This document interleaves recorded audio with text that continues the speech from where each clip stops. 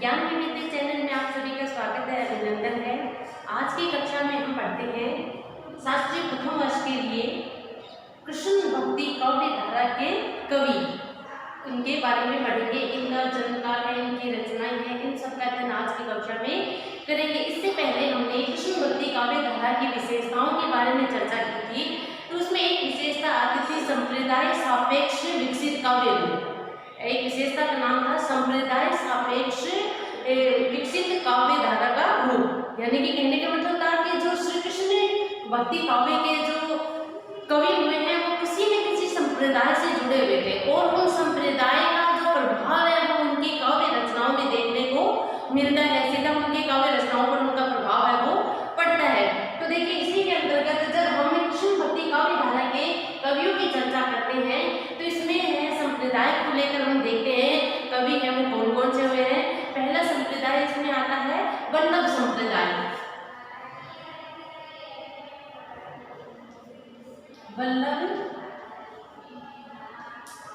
संप्रदाय जिसमें आते हैं अष्टछाप के कवि।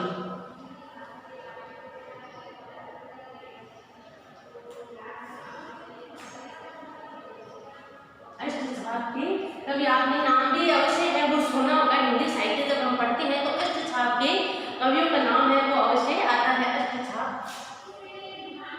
अष्टछाप के कवि है। आप देखिए, अष्टछाप के कवि है वो कौन कौन से हैं, उनके गुरु थे वो कौन कौन हुए हैं। तो हम पढ़ते हैं श्री वल्लभाचार्य द्वारा। ये जो संप्रदाय था वल्लभ संप्रदाय, ये किसके द्वारा था? श्री वल्लभाचार्य के द्वारा। श्री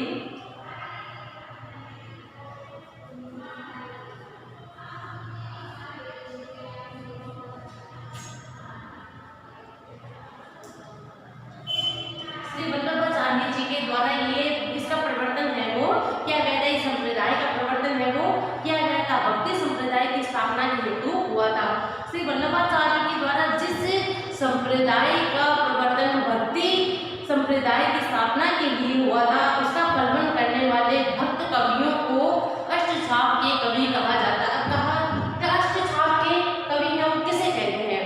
तो हमें कहने का तात्पर्य है कि वल्लभाचार्य जी के द्वारा जिस संप्रदाय का प्रवर्तन किया गया था, यानी वल्लभ संप्रदाय का प्रवर्तन है वो किया गया था, प्रवर्तन किया गया था वल्लभाचार्य जी के द्वारा।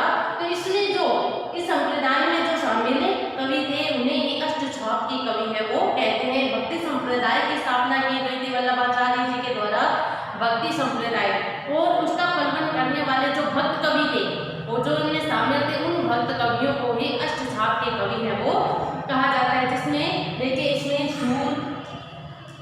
सूरदास जी,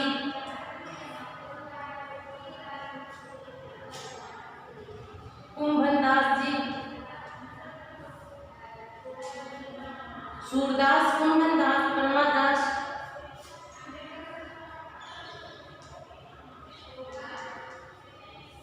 कृष्णदास,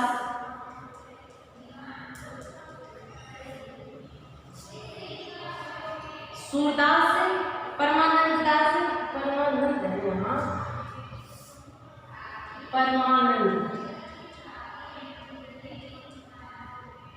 परमानंद दास, सूरदास जी, कुंभनदास जी, परमानंद दास, कृष्णदास, ये वल्लभाचार्य के शिष्य थे। ये चारों के चारों है वो किसके शिष्य थे? वल्लभाचार्य जी, वल्लभाचार्य के शिष्य थे। यानी कि इनके गुरु है वो कौन होंगे? वल्लभाचार्य जी होंगे। सूरदास जी के, कुंभनदास जी के, परमानंद दास और कृष्णदास इनके गुरु थे वल्लभाचार्य। ये वल्लभाचार्य के शिष्य थे। इसके अलावा छीद स्वामी,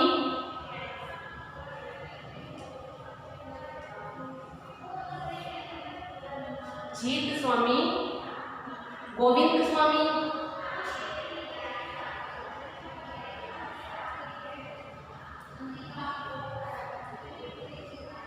नंददास, गोविंद स्वामी, नंददास,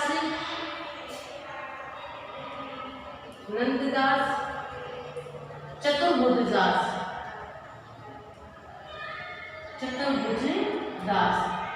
इनके गुरु थे विठलाचार्य।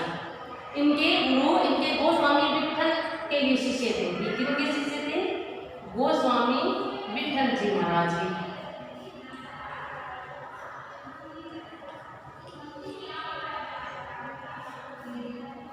गोस्वामी विठल महाराज के ये शिष्य थे, विठल दास जी के शिष्य थे।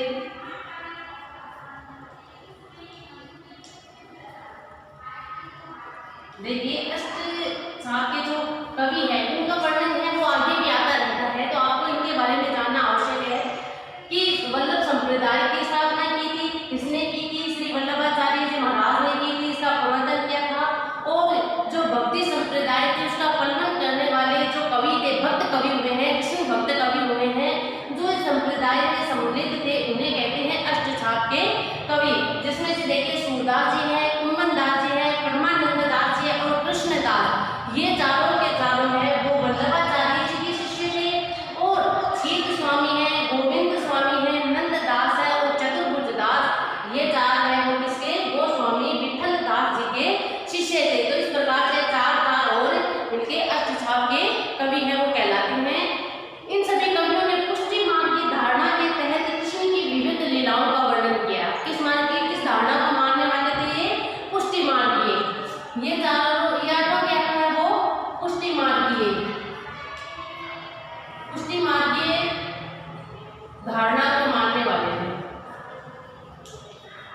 पुष्टि मार्ग की धारणा को मानने वाले थे। और इन्होंने श्री कृष्ण की श्री कृष्ण की जो विविध लीलाएं थी इसका वर्णन है वो किया है। इन सब कवियों में सूर का स्थान है वो सबसे ऊंचा माना जाता है।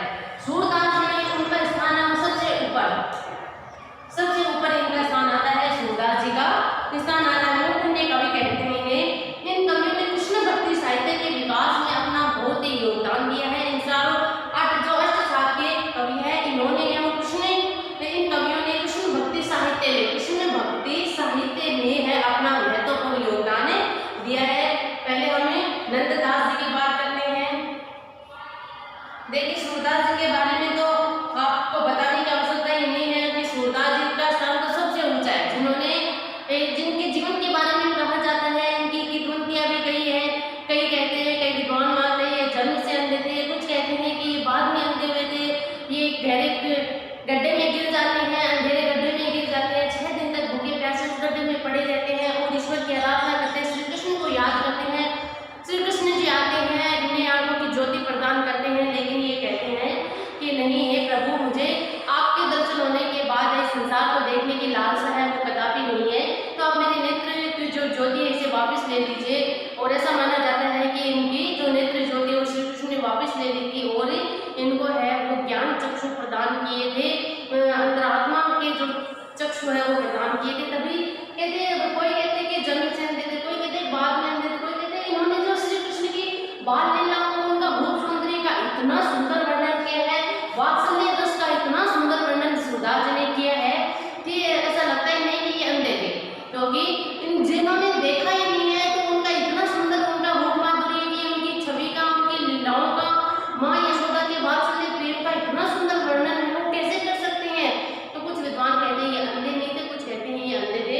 तो सूरदास जी की तो कहने ही क्या, सूरदास जी तो हम सभी जानते हैं, हर कक्षाओं में हम उनके बारे में पढ़ते हैं। तो सूरदास जी तो सबसे ऊपर स्थान आता है।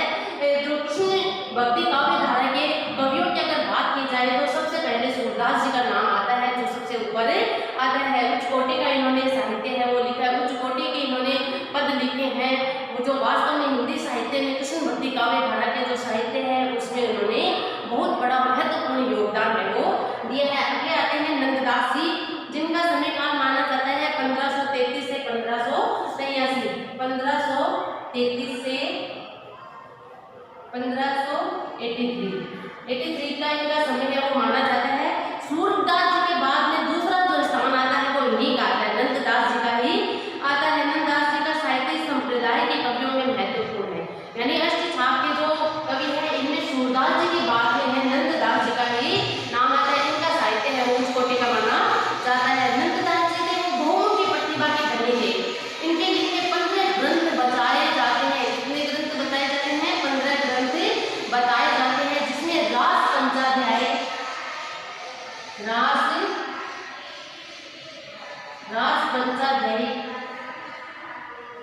जिसमें रास पंचाध्याय, भंवर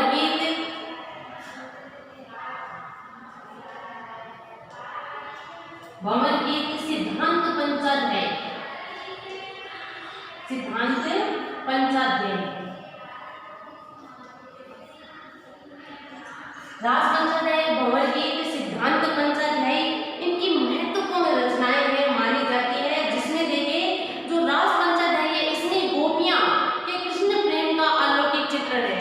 रास पंचाध्यायी जो है इसमें गोपियों व श्री कृष्ण, गोपियों में श्री कृष्ण की लीलाओं का वर्णन है। गोपियां देखिए कृष्ण प्रेम का अलौकिक चित्रण प्रस्तुत है। दूसरी जो इनकी रचना है भंवर गीत, इसमें उद्धव संवाद, गोपी उद्धव संवाद है उसको बताया गया है। गोपी उद्धव संवाद के माध्यम से निराकार ब्रह्म की उपासना का खंडन किया गया है और सगुण साकार ब्रह्म की उपासना की स्थापना है वो की गई है। प्रेम भक्ति की स्थापना से भ्रमर गीत परंपरा का तर्क शुद्ध और पांडित्यपूर्ण काव्य ग्रंथ है ये इनका। सिद्धांत पंचाध्याय, तीसरी जो इनकी रचना है नंददास जी की सिद्धांत पंचाध्याय में कृष्ण की रासलीला से संबंधित, रासलीला युवावस्था में अपने जो युवावस्था के दौरान जो श्री कृष्ण ने है ब्रज में या अन्य स्थानों पर जाकर जो गोपिकाओं के साथ है, राधिका के साथ है रासलीलाएं जो की थी, तो श्री कृष्ण की रासलीला से संबंध रखने वाली रचना है कौन सी? सिद्धांत पंचाध्याय। ये जो है वो किससे संबंधित है? रासलीला से, रासलीला से संबंधित है। भंवर गीत है, इसमें गोपी और उद्धव का संवाद है, गोपियों और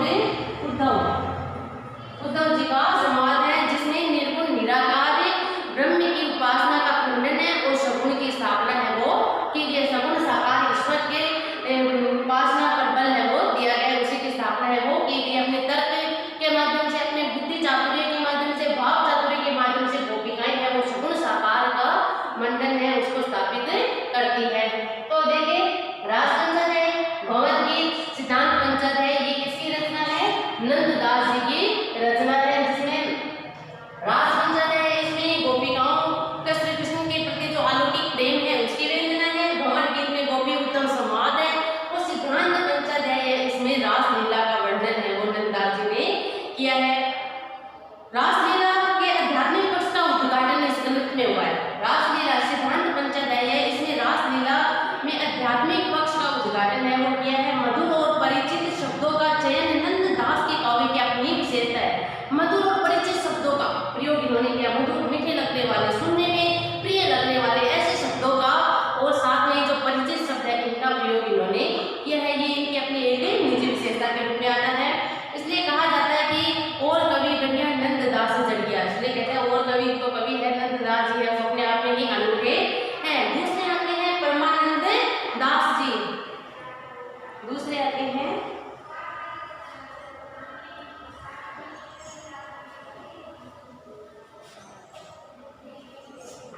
अगले कवि आते हैं परमानंद दास जी।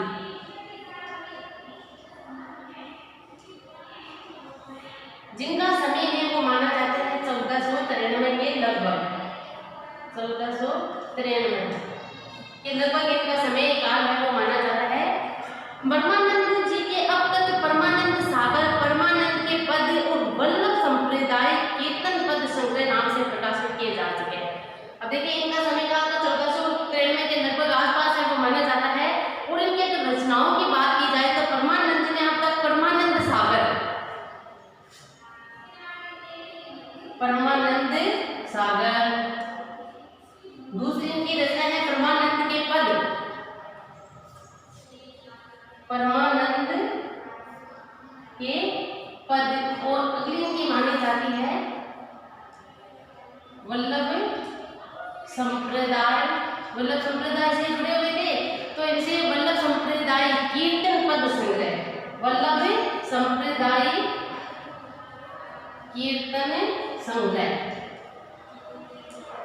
ये इनकी रचनाओं के बाद है वो की जाती है के नाम से प्रकाशित हो चुके हैं। ध्रुव चरित और दान लीला नामक दो और कृतियां भी इनकी कही जाती है। दो रचनाओं के बारे में ऐसा माना जाता है कि इनकी परमानंद दास जी की मानी जाती है, ध्रुव चरित और दान लीला। ध्रुव चरित और दान लीला ये रचनाएं भी परमानंद दास जी की मानी जाती है। इनके पदों में सर्वाधिक संख्या कृष्ण की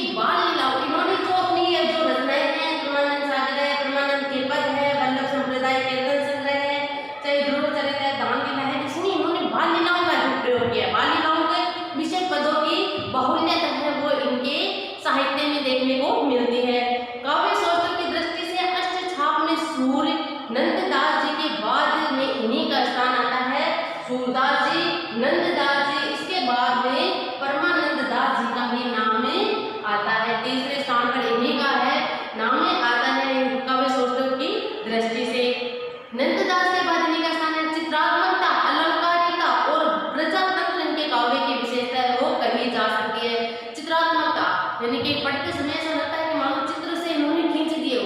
हाँ, सामने कोई चित्र है वो चल रहा हो। चित्रात्मकता अलंकारिता का प्रयोग इन्होंने किया है। ये उनकी प्रतिभा के धनी थे। प्रजातंत्र इनके काव्य की विशेषता रहती है। कष्टछाप के अन्य कवि सूरनंदा तो परमानंद के कृष्णदास जी थे। इनका समय है 1496 से 1578। कृष्णदास।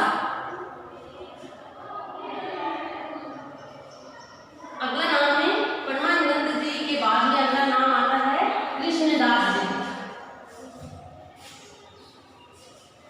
कृष्णदास इनका नाम आता है। और इनकी अगर समय सीमा की बात की जाए तो इनका समय है वो 1496 से लेकर 1578 तक।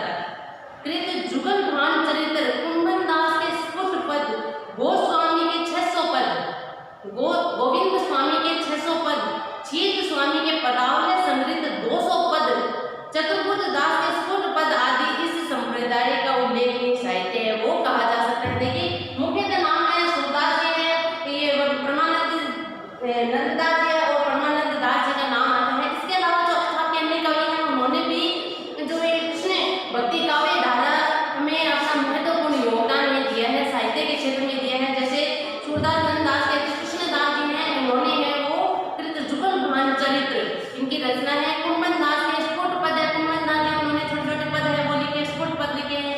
गोविंद स्वामी है, उन्होंने 600 पद लिखे हैं। उनकी कोई ऐसी विशेष रचना का नाम नहीं आता, 600 पदों की बात की जाती है।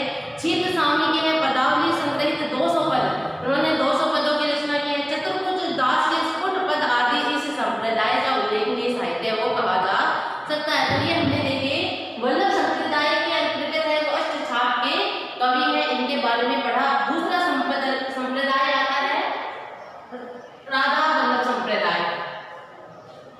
राधा वल्लभ संप्रदाय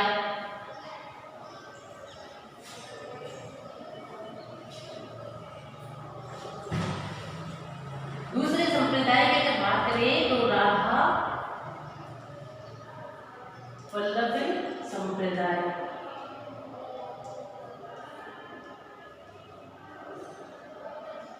राधा वल्लभ संप्रदाय है आचार्य हरिवंश। आपने नाम अवश्य सुना होगा।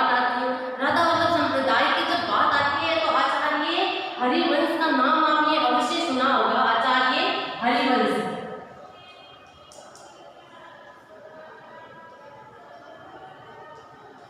आचार्य हरिवंश ने 1534 में इस संप्रदाय का प्रवर्तन किया था। इस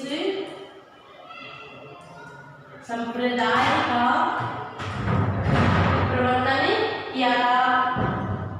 1534 में संप्रदाय का प्रवर्तन किया। इसमें प्रेम को ही भक्ति तथा संप्रदाय का मूल आधार माना गया। तो इस संप्रदाय की क्या विशेषता आती है कि इसमें प्रेम को ही भक्ति का मूल आधार तथा भक्ति तथा संप्रदाय का मूल आधार इन्होंने माना है। राधा को कृष्ण से भी उच्च स्थान देकर उन्हें उपास्य माना है कि राधा को श्री कृष्ण से ऊंचा स्थान दिया है। राधा को कृष्ण से ऊंचा स्थान इन्होंने दिया है। वल्लभ संप्रदाय के जो कवि मान आते हैं, जैसे मीराबाई आती है, रसखान जी आते हैं, तो उन्होंने राधा का स्थान है वो श्री कृष्ण से भी ऊंचा माना है। और ऐसा मानना है कि जातम की छाई पड़े श्याम हरित दूती हो, तो है ना इस राधा जी का स्थान है कि राधा जी की छाया मात्र पड़ने से श्री कृष्ण जी है वो प्रसन्न हो जाते हैं, उनका रंग बदल जाते हैं, उनका रंग वो गहरा हरा दिखने लगता है। तो इस तरह से है कि राधा का स्थान वो श्री कृष्ण से भी ऊंचा बताया है। और कृष्ण की उपासना आनुषंगिक रूप में की है। राधा स्वयं आनंद रूपा नित्य भाव है। उन्होंने इस संप्रदाय के जो कवि उन्होंने माना है कि राधा है वो आनंद रूपा है, आनंद रूपा नित्य भाव है, इसलिए उपासना को रसोपासना कहते हैं। राधा है वो आनंद, राधा है उसे आनंद का नित्य भाव है। बताया कि आनंद रूपा नित्य भाव है। राधा है वो क्या है? आनंद रूपा नित्य भाव है। इसलिए क्या है कि जो इनकी जो उपासना है वो रसोपासना कहलाती है। इस संप्रदाय में गीत हरिवंश, हरिनाम व्यास तथा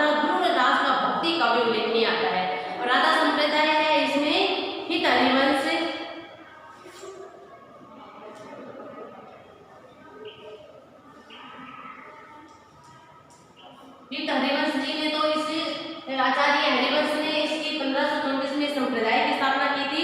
तो हिंद हरिवंश हरिराम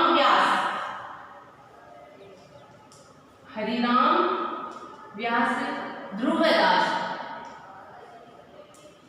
इनका नाम उल्लेखनीय आता है। इनकी रचनाओं का है वो उल्लेखनीय माना जाता है। इन प्रमुख कवियों के अतिरिक्त सेवक जी, चतुर्भुज दास है, नागरी दास ने भी इस संप्रदाय के कृष्ण भक्ति साहित्य में अपना महत्वपूर्ण योगदान दिया है। मीराबाई, इनके आविर्भाव का जीवन रचना गुरु के संबंध में विद्वानों में पर्याप्त भेद है। मीराबाई की अगर बात करें, मीराबाई भी कृष्ण भक्त काव्य में आती है। कृष्ण भक्त काव्य धारा के कवियों में इनका स्थान आता है। मीराबाई तो इनका जन्म है, इनके जन्मकाल है, इनके जन्म स्थान के बारे में विद्वानों में मतभेद है। नवीन अनुसंधानों के आधार पर निश्चय हो जाता है कि मीराबाई का जन्म 1504 में और मृत्यु 1558 में हुई थी। इनका जन्म है वो 1504 में और मृत्यु है वो 1558 में मानी जाती है। इसमें भी विद्वानों में मतभेद है। इनके जन्म को लेकर, इनके मृत्यु को लेकर, इनके जन्म स्थान को लेकर है वो मतभेद है। तो नवीन अनुसंधानों के आधार पर ये कह सकते हैं कि इनका जन्म 1504 में होता है, मृत्यु 1558 से 1563 के बीच में हुई थी। 1558 से 1563 के बीच में हुई थी।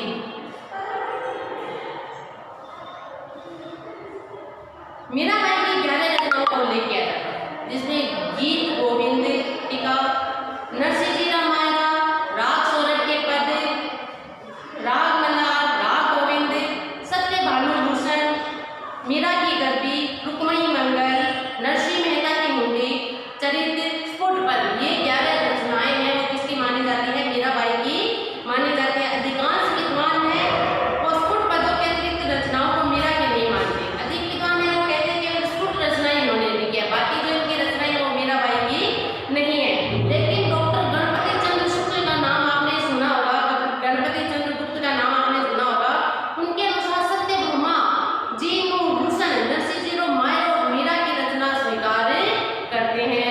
रसखान अगले आते हैं इसी कड़ी के अंतर्गत कृष्ण भक्ति काव्य धारा के कवियों में अगला स्थान आता है रसखान जी का। आपने जरूर नाम सुना होगा रसखान जी का। इनके आविर्भाव का और जीवन के संबंधों में विद्वानों में मतभेद है। इनके जीवन संबंध के बारे में मतभेद है। अतः साक्ष्य और विद्वान के विभिन्न पदों के अन्वेषण के आधार पर डॉक्टर माजिदा असद द्वारा प्रस्तुत इनका जन्म तिथि 1533 ईस्वी सन 1590 है वो माना जाता है, स्वीकार की जाती है। अधिकांश विद्वान इस बात पर सहमत है कि रसखान को 85 वर्ष की आयु प्राप्त हुई थी। सन 1533 में इनका जन्म माना जाता है। सन 1533 में ऐसा माना जाता है इनकी आयु है वो 85 वर्ष हुई थी।